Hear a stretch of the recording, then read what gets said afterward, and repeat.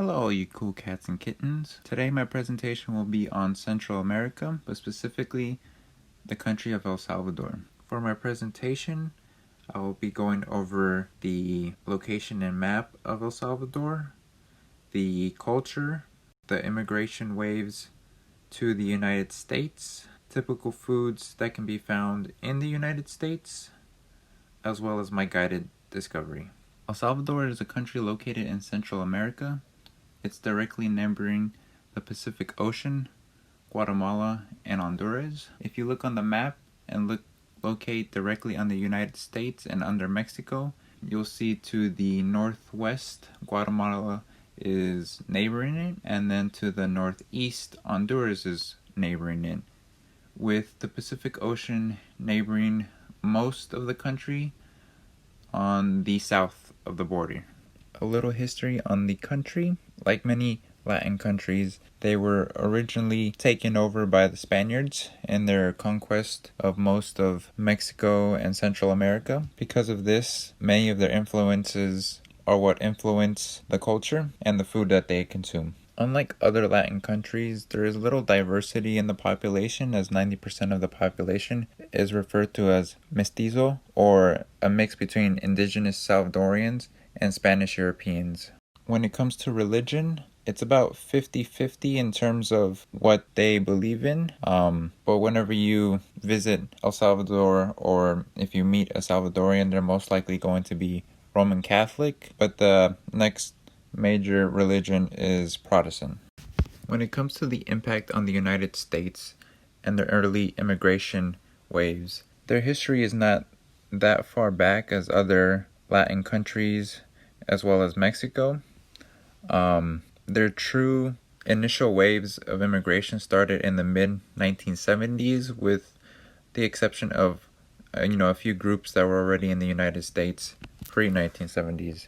The initial wave was caused by a civil war that was going on in the country. As a result, about 25% of the population decided to leave the country.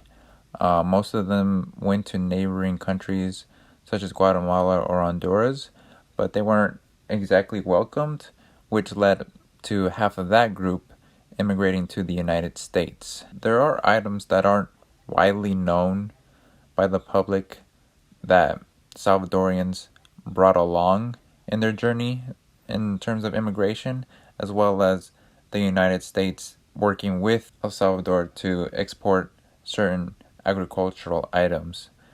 These items that were brought over as well as exported include coffee, cotton, corn, and sugarcane. Now, those were the major items that were brought over. Smaller items that aren't widely known include like different types of palm leaves, coconuts that were grown in the coastal regions, so near the Pacific Ocean, various types of tropical fruits such as coconut, tamarind, melon, watermelon, and mango. While they're not widely known in the United States, these are items that are regularly eaten, that are associated with El Salvador. Now, in terms of food habits that were originally brought down from generation to generation in El Salvador, have now made their way into the United States. And when you go into Salvadorian restaurants, they often follow, like in terms of date and time of how these foods are consumed. So in terms of going through the routine, it goes as follows. In the morning, a typical breakfast will consist of a dish called cacimiento.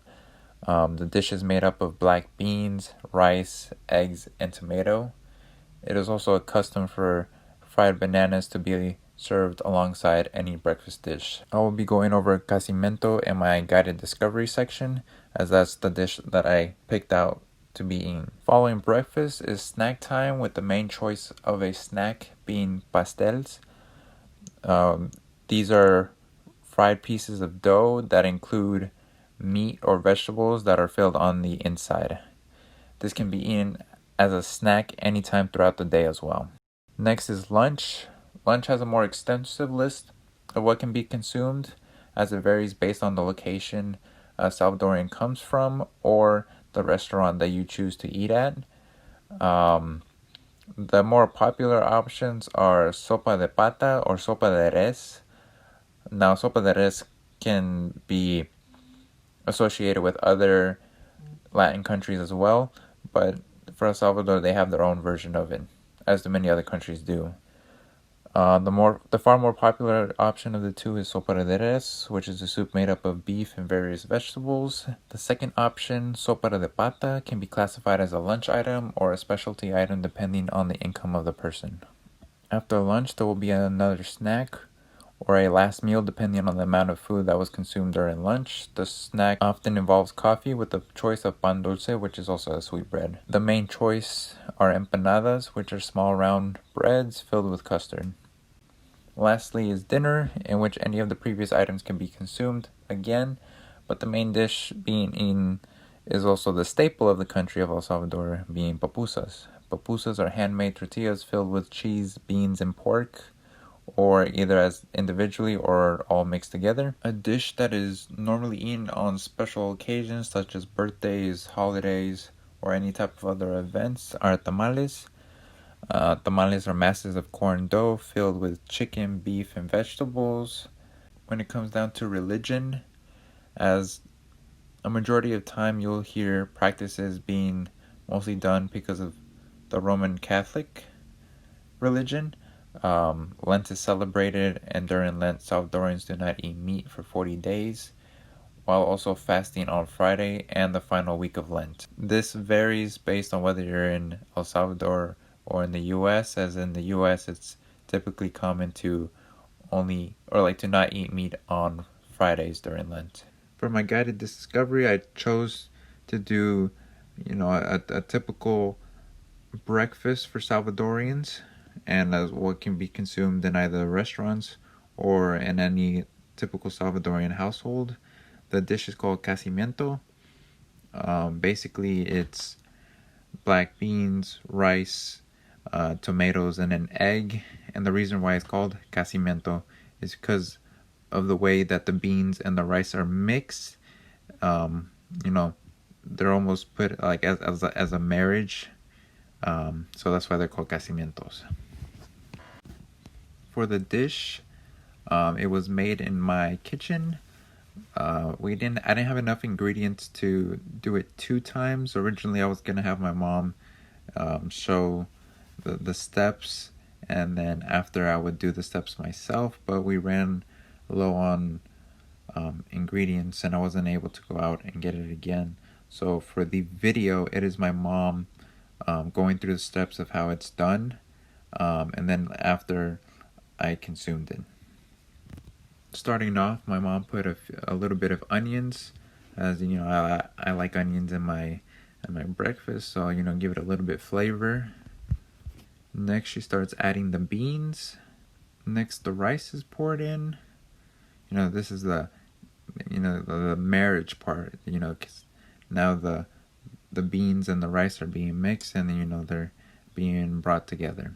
Now we set that off to the side, and we now make the eggs and mix with vegetables part of the dish. For this, we put onions again. Like I said, I like onions. Tomatoes, I like them a little bit more on the burnt side, so we put those first, and we'll let those get a little bit darker. Next, the egg is introduced. And after the eggs introduced, you just let it cook a little bit. You could choose to mix it or not mix it. It's up to you. And then we finally put it on the final plate. And then we'll add the rice and beans. The next part varies on either the restaurant or the household.